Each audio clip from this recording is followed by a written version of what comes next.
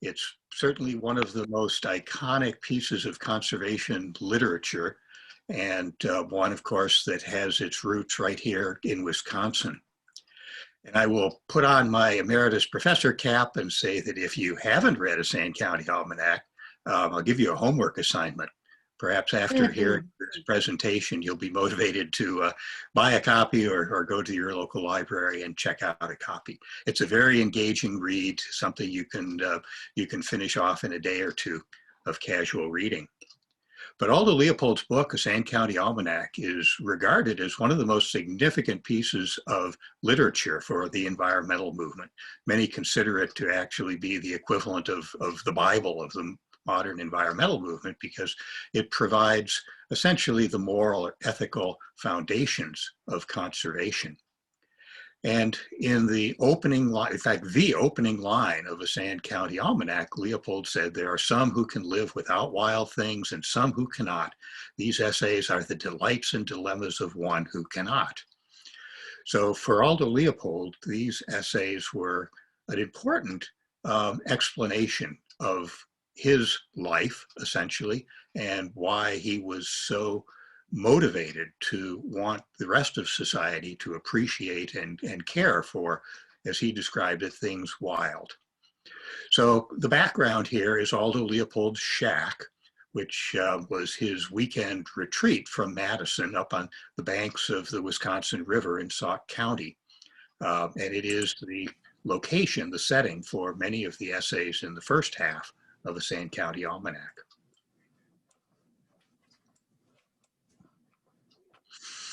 So for Aldo Leopold, he says in the introduction to A Sand County Almanac that I do not imply that this philosophy of land was always clear to me. It is rather the end result of a life journey.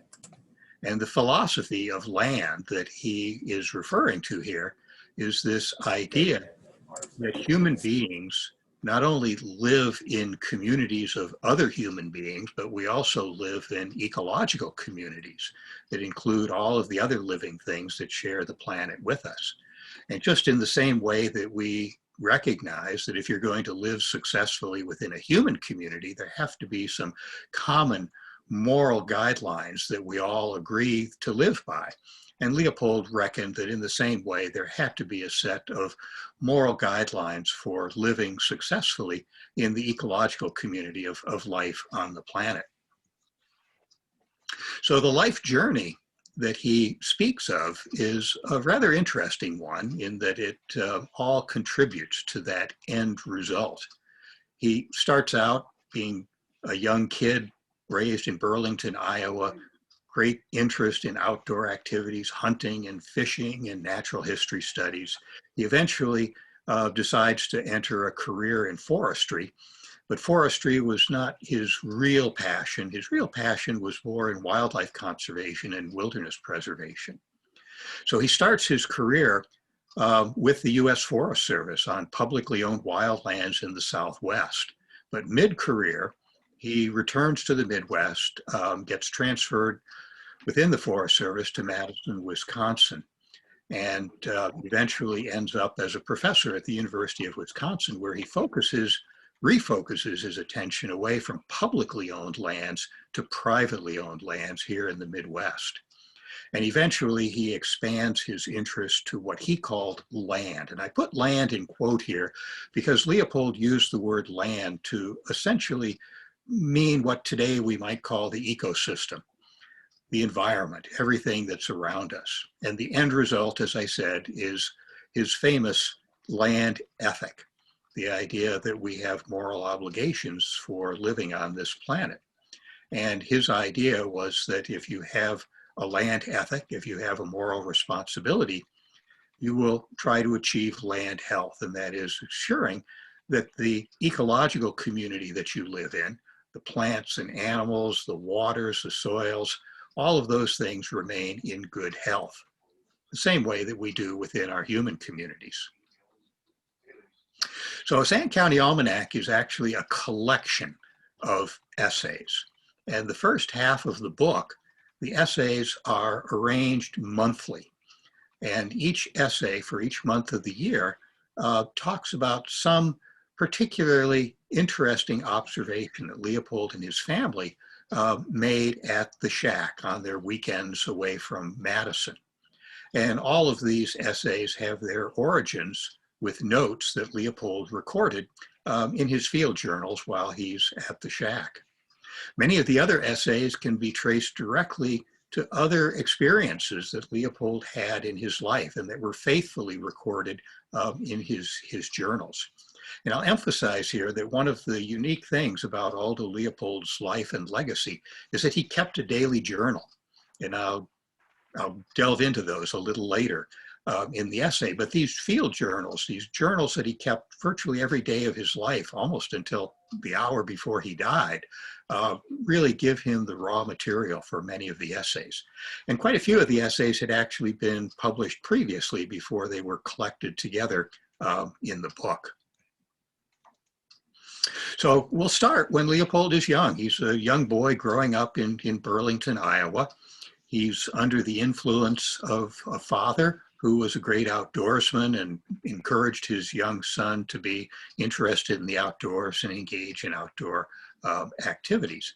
And one of those was hunting and fishing. So for Leopold, very early on in his life, he was encouraged to be outdoors and especially to enjoy hunting. And the first essay in the book, the only essay actually in the book that describes an event that happened during his boyhood in Iowa, is a description of a hunting trip. And Leopold is describing in the essay Red Legs Cooking something that I suppose for many hunters that they will always remember. And that is the first time that they successfully brought something home to eat. So for Leopold, he says, finally at sunset, a lone black duck came out of the west and without even a preliminary circling, set its wings and pitched downward. I cannot remember the shot. I remember only my unspeakable delight when my first duck hit the snowy ice with a thud and lay there belly up, red legs kicking. This is the only essay from his boyhood in Iowa. Most of the essays are from later in his life, but this one, of course, reflects a particularly poignant memory for someone who's a hunter. After he graduates from Yale University with a degree in forestry, Leopold, like almost everyone who graduated with a degree in forestry in that time, was hired by the brand new U.S. Forest Service. And Leopold was shipped off to the Southwest, to Arizona and New Mexico, to suddenly, as a 22-year-old, be responsible for literally tens of millions of acres of publicly owned wildlands that were now incorporated into the national forests. It was quite a daunting task for such a young person, but for Leopold, it presented an opportunity to explore some of the great wild wilderness areas in the U.S. on Forest Service land. And among the essays that he writes while he's in the Southwest, there are 6 that each describe some important aspect of what he was experiencing in the Southwest. And the one that arguably for anyone who has read a Sand County Almanac is probably the most popular or the most poignant is the essay Thinking Like a Mountain.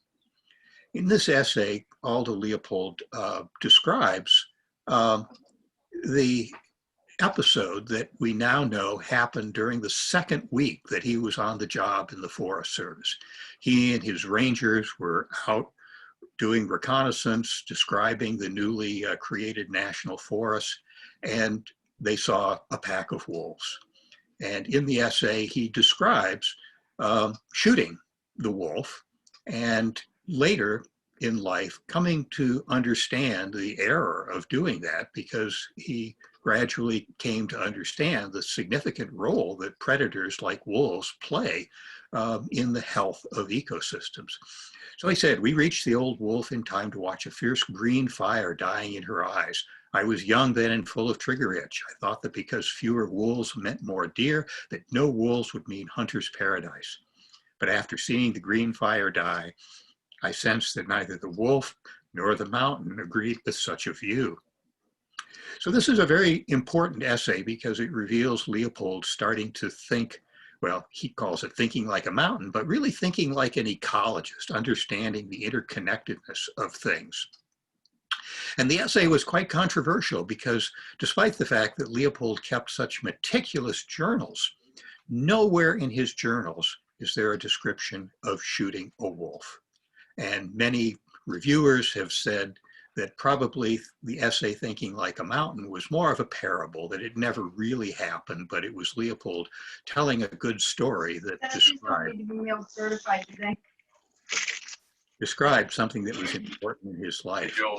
And it was only quite recent. That stream bank, that stream crossing. Somebody needs to mute their microphone. They're talking over me. Thank you. So this essay was, for many, not a true story.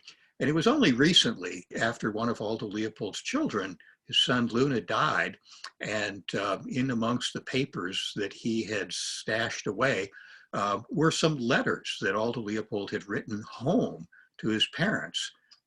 And among the letters was one written during those first couple of weeks that he was on the job in the Forest Service, when he was so busy getting adjusted that he was not making daily entries into his journal. And the letter is really quite significant because it describes the wolf shooting incident. It's a Dear Mama letter. And it's full of, why he hadn't written to her lately. But eventually he gets down to the second half of the letter here. And it's, by the way, as though it's just a casual statement. Since the 15th, you may guess that my Sundays have been busy. Watley, which is his ranger, and I have killed 2 timber wolves and 2 turkeys and a lot of grouse, but no deer. So having read the essay, you think, okay, next we're going to hear his revelation, his epiphany of shooting the wolves and regretting it. But no, there's nothing about the wolf shooting incident except this one sentence. The rest of the paragraph, he goes on at great length, grumbling about how in the scramble to find his gun, he lost his favorite pipe. But at the very least, we knew the exact location and date on which the wolf shooting episode happened. And that had allowed us at the Aldo Leopold Foundation, when we were producing a film about Aldo Leopold's life, to go to the exact location where the wolf shooting episode had happened. And it's depicted in this photograph.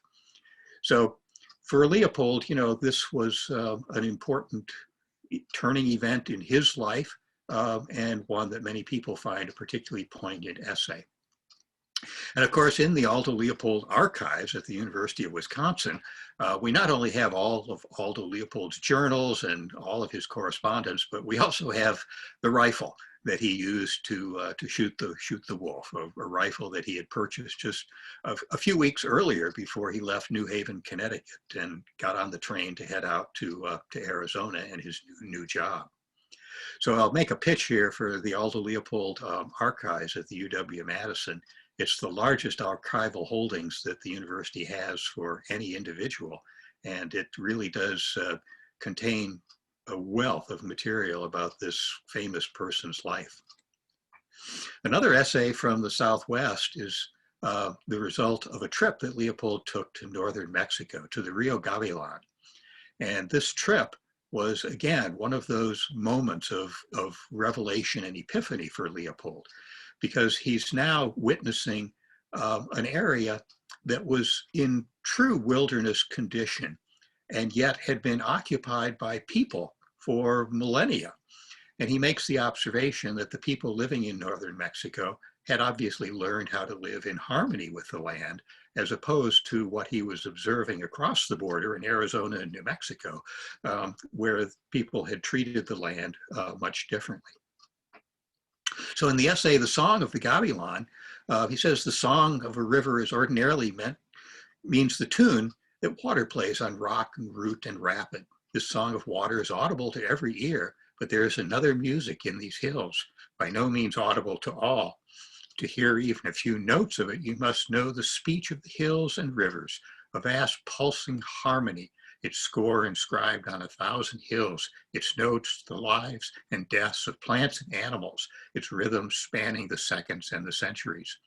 Again, Aldo Leopold sort of thinking like an ecologist now and understanding the interrelatedness of the things that he was witnessing.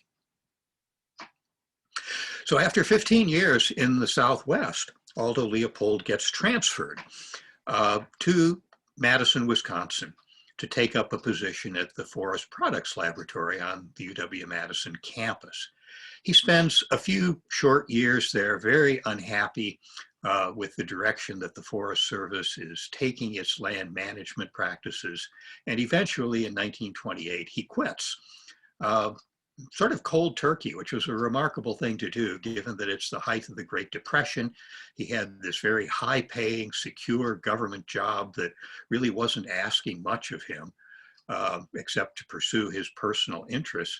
But he was so frustrated that he quits and decides to turn his attention to his real passion, which, as I said, is wildlife conservation. And initially, he does this by taking a contract job. This contract job is to do a great tour of the upper Midwest and explain or figure out why wildlife populations were in such abysmal condition at that time. Most of us today would probably not realize that animals like white-tailed deer were virtually absent from the landscape. Wild turkeys were absent from the landscape, and many other species were really in bad shape. So the Sporting Arms and Ammunition Manufacturers Institute hires Leopold to figure out what the problem is. And he spends 3 years traveling around the Midwest gathering information. And the report that he produces at the end is a paradigm shifting report. At the time, everyone thought that if wildlife were suffering, it was because we were killing them, because we were directly killing them. This was hard on the heels of the passenger pigeons extinction in 1914. So people were of the mindset that if wildlife was scarce, it must be because we're killing them. And Leopold came back and wrote this report and said, really, the poor status of wildlife populations in the upper Midwest had nothing to do with a failure of protection, but it had everything to do with habitat. It was the fact that the Midwest landscape was not providing adequate habitat for the diversity of animals that formerly lived there. Again, Leopold thinking more like an ecologist and interpreting something that was rather groundbreaking and contrary to the way most people were thinking about conservation. There's one essay from this important period of Leopold's life. It's called The Illinois Bus Ride. He's taking a bus trip across Illinois. The highway stretches like a tightrope across the corn, oats, and clover fields. The bus ticks off the opulent miles. The passengers talk and talk and talk. To them, Illinois is only the sea on which they sail to ports unknown. Well, for anyone who's driven or taken a bus trip across Illinois today, you'll know exactly what Leopold was talking about. It's a very monotonous landscape providing very little natural habitat for wildlife. So Leopold is eventually now becoming quite a well-known figure in wildlife conservation circles. And in 1933, the University of Wisconsin does something that was almost unimaginable. And that is that they hired this guy to be a professor of wildlife conservation at the University of Wisconsin. And I say it was sort of an unimaginable event because we're still in the Great Depression. The university's budget must have been tight. And for them to invest a faculty position in this fellow Aldo Leopold, who had no graduate degree, had never taught a course in his life, and who represented a field, wildlife management, that had never been taught at any university in the world, was quite a bold leap. And obviously it did pay off. Leopold, during his 15 years as a faculty member at the University of Wisconsin, made some of his most important contributions, including, of course, writing a Sand County Almanac. But right away, when the dean of the College of Agriculture asked Leopold what he was going to do with this new faculty position, he said he was going to devote it to the development of some vehicle whereby the community can prevent the abuse of private land and encourage uses which are in the public interest. His focus now is clearly on private land, getting the owners of private land to recognize that they have responsibilities to the community beyond themselves. So the Wisconsin essays, where he talks about things that he's doing as a conservation professional in Wisconsin, are really some of his best essays. There are 5 of them. And these essays essentially describe those delights and dilemmas, the frustrations that he felt in trying to get conservation practices in place. One of, again, the favorites is the essay Marshland Elegy. Marshland Elegy is an essay in which Aldo Leopold, who had taken an interest in sandhill cranes, realizes that there are only a few dozen pairs left in Wisconsin in the 1930s. And this essay essentially is Leopold anticipating that they are going to disappear from not only Wisconsin, but the upper Midwest. Hence, he's writing essentially an elegy to this very significant species. And it's quite a piece of literature, and Leopold's use of language is very evident here. He describes the sandhill crane as the trumpet in the orchestra of evolution. And when I've given talks about this essay, I discovered something that most people would probably not catch. I was giving a talk at the Milwaukee Public Library, and the book club had just read a Sand County Almanac, and as I was talking, giving essentially this talk, I noted that someone in the audience, right in the front row, became very agitated and pulled out his copy of the Sand County Almanac and was sort of flipping through it. And during the question period, he said, "You misquoted Aldo Leopold." He said, "I have my copy of Sand County Almanac right here, and there is no mention of the trumpet in the orchestra of evolution," which evokes an interesting story behind the scenes. And that is that with one of the various editions of the Sand County Almanac, which this reader actually had, an editor at Oxford University Press, who was a creationist, had expunged from Leopold's writing every mention of the word evolution. So at least in one limited edition of the book, his words have been messed with in a very unfortunate way. Most of the other editions have Leopold's words intact. Another Wisconsin essay that's quite poignant is on a monument to the pigeon. I hope that maybe some of you have visited Wyalusing State Park and have visited the passenger pigeon monument there.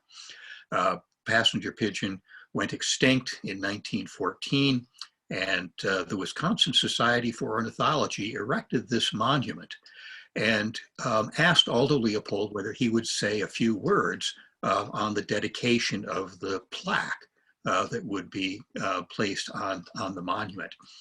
And Leopold's essay is a very poignant one. Many consider it to be one of the best essays ever written about extinction. And in that essay, he talks about the demise of the passenger pigeon, but he says there will always be pigeons in books and in museums, but these are effigies and images, dead to all hardships and to all delights. They live forever by not living at all. Well, there's his colleague, Bill Shorger's book on the passenger pigeon, and there are, of course, the passenger pigeons in the museum. But of course, we no longer have passenger pigeons with us. So in 1935, Aldo Leopold buys a terribly beat up, worn out farm up in Sauk County, on which the only building left standing was essentially the chicken coop. And he and his family convert the chicken coop into their beloved shack and spent literally every weekend that they could up there doing something quite remarkable. Not only enjoying exploring the land, and for Leopold making many notes about its natural history.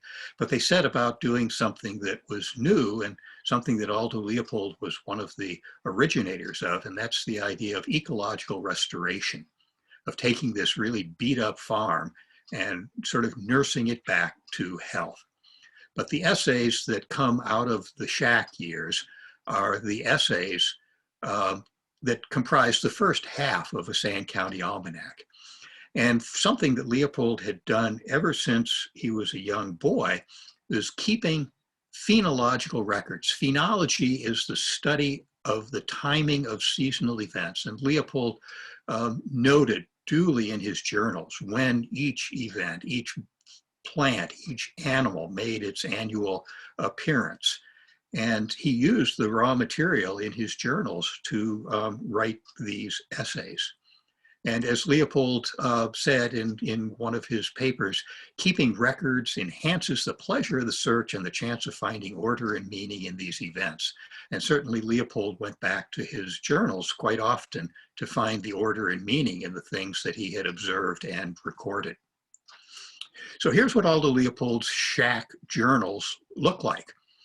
They're handwritten. He would keep notes in a little pocket notebook during the day, and then in the evening he would write it all out longhand in his journals. And you'll see this note for the first week in May. He talks about phenology, and he talks about all of the plants that were blooming for the first time, the migratory birds that were arriving for the first time. The shack journals comprise over 1,500 pages of notes like this. And if you look carefully, you'll notice that above some of the plants and animals that he notes are little tick marks. And those little tick marks are Leopold going back to his notes and extracting that particular observation as a piece of data, something that he will now use in trying to make order and meaning out of all these notes that he was keeping. So the Almanac section comprises several dozen essays, all based in Wisconsin, and all essays that will resonate very clearly with Wisconsinites, because they talk about things that most people who are at least only mildly aware of what's happening in the natural world around them will relate to. And these essays are very endearing. They're very easy to read, and as I said, describe things that most Wisconsinites will be quite familiar with. So in one of these essays, the essay for the month of July, Leopold talks about the blooming of compass plants. He says, every July I watch eagerly a certain country graveyard that I pass driving to and from my farm. It's extraordinary only in being triangular instead of square, and harboring within the sharp angle of its fences a pinpoint remnant of the native prairie on which the graveyard was established in the 1840s. Heretofore unreachable by scythe or mower, this yard-square relic of original Wisconsin gives birth each July to a man-high stalk of compass plant or cutleaf silphium, spangled with saucer-sized yellow blooms resembling sunflowers. This year, I found the silphium in first bloom on 24 July, a week later than usual. During the last 6 years, the average date was 15 July. So in that last sentence, Leopold is revealing that he has gone back through his notes and he's calculated the average date on which the compass plant bloomed. And since he picked this as the iconic event for the month of July, it was perfect, because at least in Leopold's records, silphium, the compass plant, bloomed right in the middle of the month. So Leopold puts all of those notes that he'd been keeping at the shack and notes that he and his students were keeping at the UW Arboretum in Madison together, and he publishes a paper in 1947 in which he tries to summarize all of the events that, over 300 events that he had monitored, and sort of interpret them in an ecological context. This paper turns out to be an extraordinarily important sort of baseline against which we can compare how the plants and animals in Wisconsin are responding to climate change. Leopold's description of when migratory birds migrated, when flowers bloomed, and so on are sort of historical reference point against which we can compare things that are happening now. And back in 1976, Aldo Leopold's oldest daughter, Nina Leopold Bradley, returned to Wisconsin in her retirement and built her retirement home just down the road from the shack. And remembering the good times that she and her father had spent keeping track of phenology, Nina resumed keeping phenological records. And eventually, like her father, she started to see order and meaning in her notes. And the order and meaning was quite troubling because she noted that many events were happening much earlier than they had in her father's time. And she published a small paper in 1999, which was one of the first papers to actually use phenological records as a way of monitoring how plants and animals are responding to climate change. And of course, we all know that it is still happening. Years later, in 2012, Wisconsin experienced the warmest spring ever recorded. And we were able to demonstrate that plants, early spring wildflowers, bloomed at the earliest date that they had ever bloomed in Wisconsin during that record-breaking year. And of course, as climate change continues, things continue to happen earlier and earlier. Leopold was a passionate bird watcher. In addition to hunting birds, he also enjoyed bird watching, and many of his essays in the Sand County Almanac deal with birds, and particularly migratory birds like the upland sandpiper or upland plover. So in his essay, Back from the Argentine, Leopold is describing the return of this bird from its long distance migration all the way down to Argentina.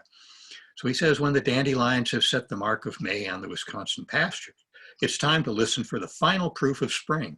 Sit down on a tussock, cock your ears to the sky, dial out the bedlam of meadowlarks and redwings, and soon you may hear it, the flight song of the upland plover, or upland sandpiper, just now back from the Argentine. Well, Leopold, of course, was very attuned to these signs of the changing seasons. Unfortunately for us today, upland sandpipers are a threatened species in Wisconsin, and you have to work pretty hard to enjoy their return from their long distance migration. But as I said, Leopold not only enjoyed watching birds, but he also enjoyed hunting. And in one of his essays, he talks about the delight really of going out to a duck blind before dawn and listening to the sounds of the awakening day. And in this essay, he talks about being in the duck blind before dawn, before morning light, and being able only to hear the sounds of the marsh that he's hunting in.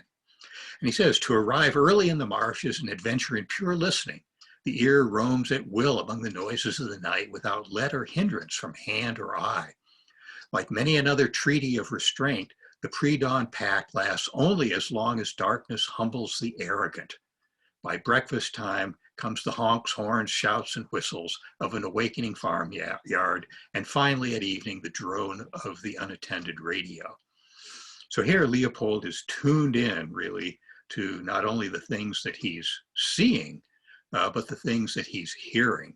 And in this case, talking about something that is now almost ubiquitous, and that is noise pollution generated by human beings. It's very hard now to find a place in the United States where you can truly escape from any noise created by human beings. When he acquires the shack, Leopold starts to record something that had always fascinated him, and that is the dawn chorus, this awakening of birds in the morning and sort of enjoying listening to the birds as each species sort of joined in the dawn chorus. And in a couple of essays in the San County Almanac, Great Possessions and the Choral Copse, Leopold describes the joy of getting up early and listening essentially to the morning sounds. And in the essay, Great Possessions, he admits that he's something of an insomniac. My daily ceremony, contrary to what you might suppose, begins with the utmost decorum. At 3:30 a.m., with such dignity as I can muster, I step from my cabin door, bearing in either hand a pot of coffee and a notebook. I get out my watch, pour coffee, lay notebook on knee. This is the cue for the proclamations to begin. And of course, the proclamations that he's talking about are the songs of birds. And Leopold, in typical fashion, isn't content just to enjoy listening to it. He records in remarkable detail when each bird starts to sing, how often it starts to sing, where it's singing from on his property.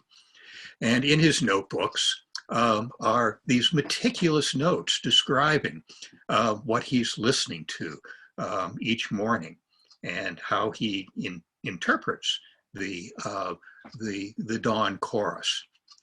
Leopold never got around to publishing a paper describing this little research project, but I discovered in the Leopold archives all of these sort of published data, as well as a rough draft of the paper that Leopold might have published. And a couple of years ago, the National Science Foundation was hosting a sort of a launch of a new field of study called soundscape ecology. And they were hosting the launch at the Leopold Center, the headquarters of the Leopold Foundation, just down the road from the Leopold Shack. And one of the organizers, who knew that I was a Leopold scholar, said, I wonder whether you would give the opening keynote address and talk a little bit about how important natural sounds were to Leopold. So I was delighted to do that, and it gave me an opportunity to do something that I had always imagined might be possible. And that is to take Aldo Leopold's meticulous notes and use them almost like a musical score to be able to recreate the sounds that Leopold was listening to as he recorded these notes. So with the help of a graduate student who had returned to school after several years of being an audio engineer for rock bands, I asked him whether he thought we could use Leopold's notes and mix the sounds and create the dawn chorus that Leopold was listening to. And he said, yeah, that would be really easy to do. And we sort of decided we would try to do this for this keynote address that I had to give for the National Science Foundation. So we picked a day in 1940, and Leopold that morning had recorded 17 species of birds singing in the dawn chorus. And he had recorded meticulously, of course, all of the details of what the dawn chorus was like. So we used those notes to actually put together essentially a recreation of what Leopold was listening to. You can listen to a few notes here. You'll probably all recognize that the early bird was the American robin, giving its familiar song. But eventually, as more and more birds join the chorus, it becomes a lot more noisy, you might say, with lots of birds singing. So if we skip to the end, when all of these birds are singing, we were able to put together what Leopold was actually listening to. And because Chris, my co-conspirator here, was a good audio engineer, and because Leopold recorded where these birds were singing from, he was actually able to put the sounds into a stereo soundscape, so that the birds that are coming from the right are birds in the field, the birds coming from the left are from the forest, and so on. So this was quite a delight for the newly launched soundscape ecologists who were amazed that before the era of tape recordings that someone could have recorded natural sounds in such detail that they could be recreated. Leopold's hunting, of course, takes on a Wisconsin character because some of the birds that he hunted were among Wisconsin's favorite game birds, including ruffed grouse. And in the essay, Smoky Gold, he talks about his experiences grouse hunting. He said there are two kinds of hunting, ordinary hunting and ruffed grouse hunting. There are two places to hunt grouse, ordinary places and Adams County. There are two times to hunt in Adams County, ordinary times and when the tamaracks are smoky gold. Well, the tamaracks, of course, do turn smoky gold just at the time when grouse hunting is practiced in Wisconsin. So for Leopold, these were very memorable times in the field. And in the Leopold archives, we have something that I have always enjoyed, and that is that we actually have Leopold's shotgun. This shotgun that he acquired while he was in the Forest Service and that he used for waterfowl hunting and ruffed grouse hunting throughout his life almost ruined his marriage. Leopold had gotten a bonus from the Forest Service and desperately wanted to have a custom-made shotgun. And at the time, the A.H. Fox company was making the best custom-made shotguns probably in North America. And Leopold wanted to have one of those guns. His wife, on the other hand, now with 4 children, was interested in one of these newfangled washing machines. And well, you can tell Leopold won the argument, got himself a shotgun, and probably was in the doghouse for a while afterwards for not acquiring the washing machine. But Leopold kept the shotgun, and the shotgun features prominently in many of his hunting trips, including this one from Adams County. Leopold is not a person who smiles a lot. So although we have many photographs of him, very few of them depict him smiling. But in this scene, you can see his shotgun by his side. He's taken off his boots. There's a couple of grouse that he's bagged during the day, a picnic basket, and in his hands are a bottle of bourbon. And the smile on his face, I think, reveals quite clearly that Leopold is pretty happy about the way things have gone for him during the day. So one of the few photographs of Aldo Leopold actually with a smile on his face.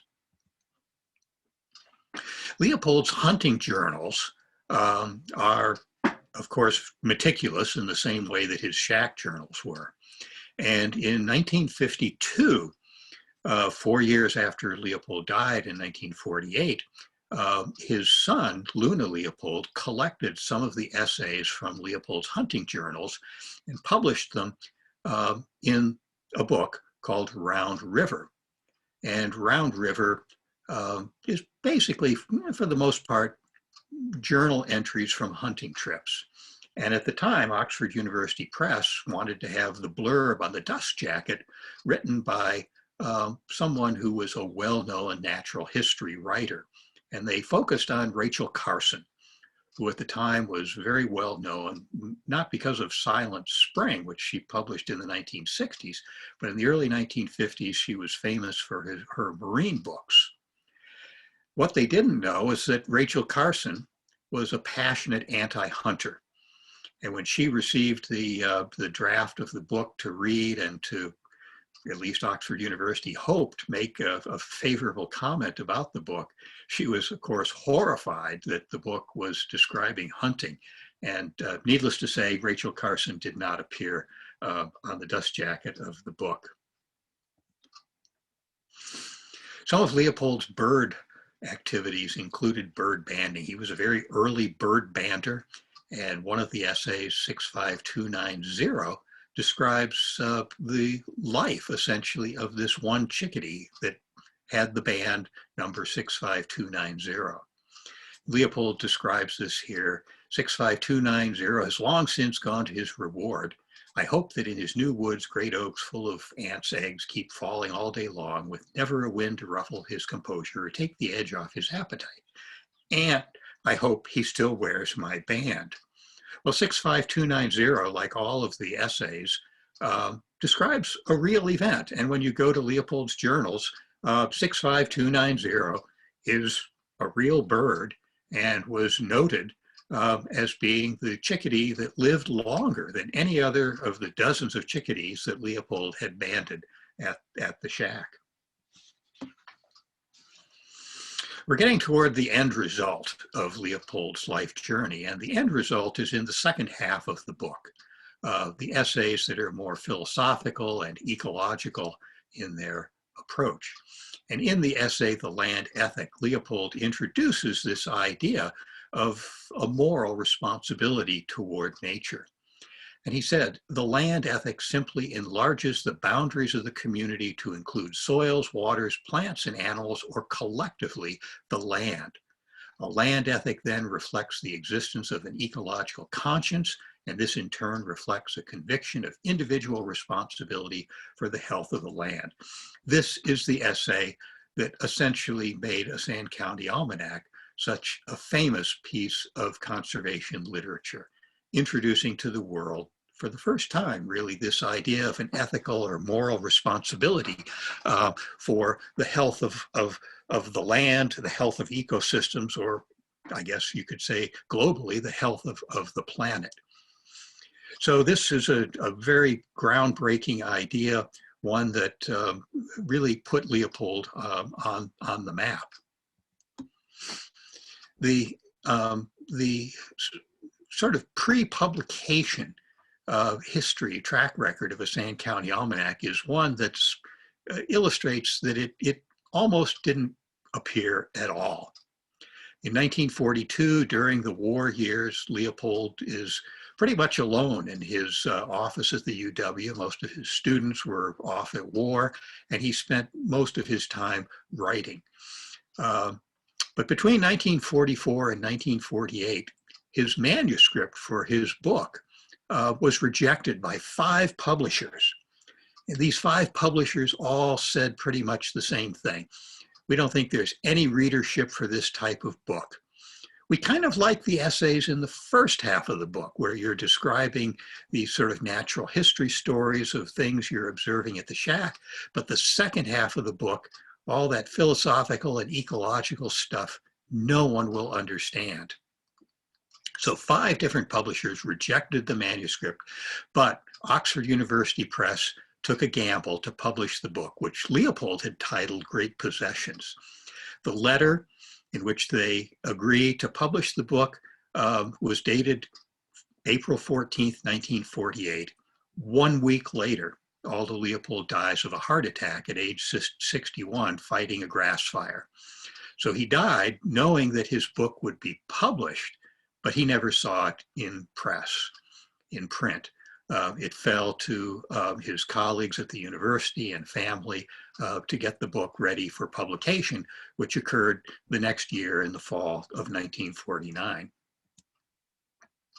So these rejection letters must have been really bitter for Leopold, because he was putting so much of what was really important to him into this book. As he said, the end result of his life journey. He certainly was not aware that he was going to die a week after it was accepted for publication, but this was really a book that he'd put so much of himself into. So these rejection letters were really rather hard to take.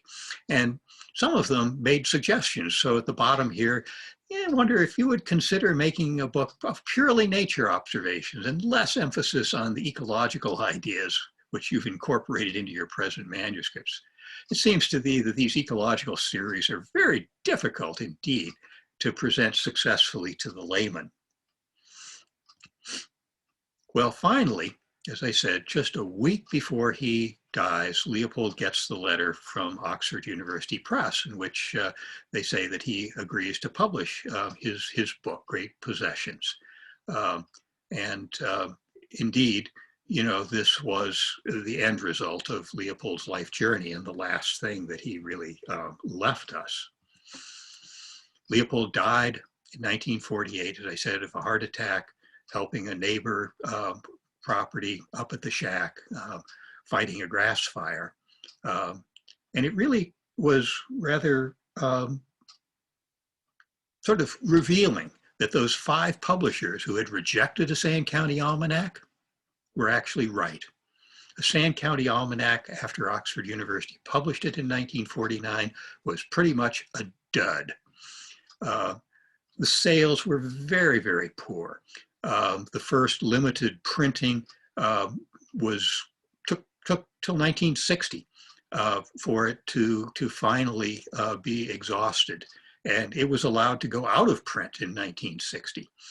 And it wasn't really until 1966 that Oxford University Press, I always say that it was either brilliant marketing or dumb luck, that they came out with the first paperback edition of Sand County Almanac in 1966, just at the time when the modern environmental movement was really gaining steam. And suddenly, now, 20 years after Leopold had written this book, suddenly the modern environmental movement provided an audience that was ready to read his book and understand exactly what Leopold was writing about, especially the land ethic part of it. Since then, sales have boomed. It's now been translated into 14 different languages, and it's considered to be one of the most influential books of the 20th century and beyond. So I hope that you've enjoyed finding out a little bit more about this book and where the essays came from, and that you might actually be motivated, if you haven't already, to get a copy and read this important book. And I would be happy now to look at your chat comments and see whether or not you had any questions.